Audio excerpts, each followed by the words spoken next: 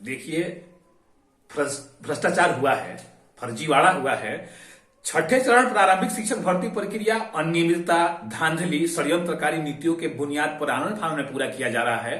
45,000 अभ्यर्थी नियोजन काउंसिल से वंचित हैं। उनकी हक की आवाज कौन उठाएगा? अगर वंचित समुदाय की आवाज उठाना अन्याय है, दलित शोषित वर्गों का आवाज उठाना अगर गुनाह है, वंचित कतार अंतिम कतार के साथियों का आवाज उठाना अगर गुनाह है, तो वो गुनाह बार बार होगा। और वो लोग जो सुरक्षित महसूस कर रहे हैं, आप देखेंगे यूट्यूब और ट्विटर में आप जब कमेंट बॉक्स में जाएंगे तो देखेंगे कि कुछ लोग अभद्र टिप्पणी कर रहे हैं। ये ऐसे शरारती तत्वों से भी लड़ना है हम लोगों को। सरकार के साथ साथ ऐसे विभाजनकारी नीतियों से भी हम लोग लड़ेंगे, और ये हमारा संवैधानिक अधिकार है। भाई, हमने छठे चरण का आवेदन किया, हमारा नियोजन होना चाहिए। अगर हमने 3 प्रस्ताव सरकार के सामने रखा है तो सरकार को कैबिनेट की मीटिंग बुलानी चाहिए।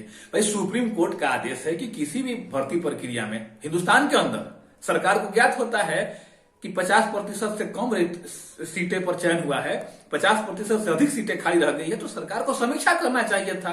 हम तो उसी प्रपोजल लेकर शिक्षा मंत्री जी से सोमवार को मिले थे। शिक्षा मंत्री जी से जब हम चयनित अभ्यर्थी मिले, हमने कहा कि हमारा न्याय होना चाहिए। उन्होंने स्पष्ट कहा कि वैसे नियोजन इकाइयों को हम चिन्हित कर रहे हैं जहां एक बार भी काउंसलिंग नहीं हुआ है। अब तो समस्या अचयनित अभ्यर्थियों के साथ है कि कितने लोगों का उसमें उस कैंप से चयन होने वाला है। हमारा मांग था, प्रबल मांग है, डंके की चोट पे हम 3-4 साल से लोगों को कह रहे हैं। अब तो चूंकि साम्राज्यवाद का विनाश हुआ है, ये जो गर्दनी बाग में टेंट और समियान लगा के ढोलक झाल बजाने वाले लोग थे, इनका साम्राज्यवाद का नाश हो रहा है। अब ये लोग तिलमिलाए हुए हैं, ये लोग गुमराह किए थे। अभी हमारे देखेंगे कि जितने भी वंचित साथी हैं, ये वही वर्ग के लोग हैं जो कल तक गर्दनी बाग में आंदोलन किया करते थे। ये हमारे वंचित भाई छटे हुए हैं, इनका चयन नहीं हो। अंतिम कतार के साथी बहुत सारे लोग हैं, इनकी हमदर्दी, इनके साथ खड़े होने के बजाय आप अपने अधिकार की बात करने लगे। कल तक आप बेरोजगार घूम रहे थे और आज आपको अधिकार दिखाई देने लगा। शर्म नहीं आ रही है? आप कह रहे हैं 7वें चरण में। भाई, जिस दिन कान खोल के सुन लीजिए, जिस दिन 7वां चरण का सरकार प्रपोजल लेके आएगी, समीक्षा करेंगे हम लोग। बिहार के साथियों के साथ अन्याय होगा तो उसका विरोध करेंगे। अगर सरकार हमारी बात को मानेगी तो उसका भी समर्थन करेंगे। लेकिन मूल समस्या यह है कि 6वें चरण के जो अभ्यर्थी 45,000 वंचित है, उनके अधिकार की बात कौन करेगा? अगर वंचित अभ्यर्थियों की आवाज उठाना अन्याय है, अगर दबे कुचले लोगों का आवाज उठाना अन्याय है, अंतिम कतार के साथियों का आवाज उठाना अन्याय है, तो यह अन्याय बार बार हम लोग करेंगे। और कौन लोग हमको चेतावनी दे रहे हैं? ऐसे असामाजिक तत्व जो सुरक्षित महसूस होने के बाद भी हम अचयनितों के साथ अपना अभद्रता कर रहे हैं। ऐसे लोगों से भी हम लोगों को लड़ना है। और हम लोगों ने तय कर लिया है कि बिहार सरकार के साथ साथ हम वैसे असामाजिक तत्वों को भी उसी भाषा में जवाब देंगे जो हमारे अधिकारों के खिलाफ आवाज उठाएगा। वंचित समुदाय के लोग हैं, हमारे साथ अन्याय हुआ है, 45,000 परिवारों के साथ अन्याय हुआ है। माननीय शिक्षा मंत्री, माननीय मुख्यमंत्री जी को समीक्षा करनी चाहिए।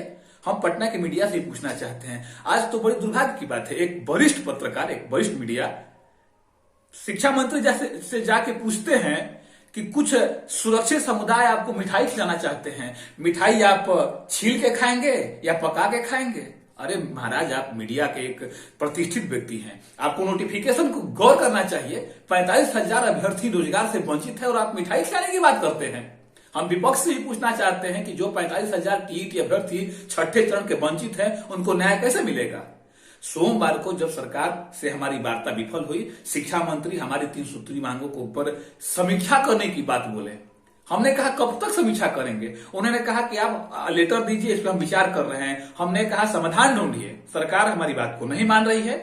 10 फरवरी को बिहार के तमाम अचयनित अभ्यर्थी घोषणा कर दिए हैं। ये ध्यान रखिएगा, ये किसी एक व्यक्ति का आंदोलन नहीं है, किसी एक संगठन का आंदोलन नहीं है, यह 45,000 वंचित अभ्यर्थी और उनके परिवारों का आंदोलन है। 10 फरवरी से पटना के गर्दनी बाग में विशाल धरना प्रदर्शन का आयोजन हो चुका है। हम अपने अधिकारों की लड़ाई लड़ेंगे। ये 2 दिवसीय कार्यक्रम है। 2 दिवसीय बिहार सरकार से हमारी मुकाबला होगी। और ये जंग, आपको मैं बता रहा हूं कि एक वाहिद अली साहब का वक्तव्य था कि द्वंद्व कहां तक पाला जाए, युद्ध कहां तक टाला जाए, तू भी है राणा का वंशज, फेंक जहां तक भाला जाए। तो हमें गुरिल्ला युद्ध करना है। हम सरकार के साथ साथ उन पर इतना प्रहार करेंगे कि सरकार ये सोचने पर मजबूर हो जाएगी कि हम समीक्षा कहां से करें और अभ्यर्थियों से वार्तालाप किस स्तर पर करें। हमारे साथ अन्याय हुआ है, इसकी जवाब हम देंगे। शिक्षा मंत्री जी से अगर विभाग नहीं संभल रहा है तो इस्तीफा दे दे। 45,000 अभ्यर्थियों के साथ अन्याय हुआ है और हम लोग खामोश रहे। उनके वो लोग जो सुरक्षित लोग ट्विटर और यूट्यूब पे कमेंट लिख देते हैं तो हम अपनी आइडियोलॉजी बदल दें। इन लोगों के साथ मैं कभी खड़ा नहीं था। मैं उन वंचित भाइयों के साथ था जिनके साथ लोग इनको गुमराह किया, जिनको दिग्भ्रमित किया गया था। आज वही साथी अपनी हक की आवाज उठा रहे हैं। खलबली उन लोगों में मची है जिनका साम्राज्य का नाश हो रहा है और हम डंके की चोट पे अपने अधिकार ले रहे हैं।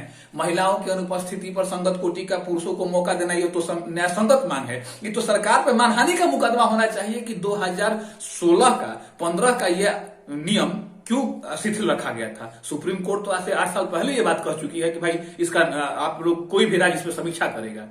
और प्रमंडलवार कैंप लगाने में आप कौन सी मुहूर्त का इंतजार कर रहे हैं? छठे चरण के जितने भी आवेदनार्थी हैं उनका एक पैनल बनाया जाए, कैंप लगे और ये भर्ती प्रक्रिया समाप्त नहीं हुई है। 10 फरवरी जो आपका आने वाला है, 10 फरवरी को सुबह 10 बजे से गर्दनी बाग में विशाल धरना प्रदर्शन से हम पूरे बिहार के और बिहार के सरकार को अवगत कराएंगे। बिहार के 45,000 अभ्यर्थी अपनी हक की आवाज उठाएगा। 2 दिवसीय आंदोलन के बाद देखिएगा सरकार को घुटने टेकना होगा और इस्तीफा देना पड़ेगा। माननीय शिक्षा मंत्री जी को इस्तीफा देना पड़ेगा क्योंकि भ्रष्टाचार का उन पर दोष है। ये भ्रष्टाचार का स्मारक है। नीतीश कुमार जी की विफलता का ढोलक बजता रहेगा और चयनित अभ्यर्थियों के साथ अन्याय हुआ है। जब तक न्याय नहीं मिलेगा तब तक हम लोग आवाज उठाते रहेंगे।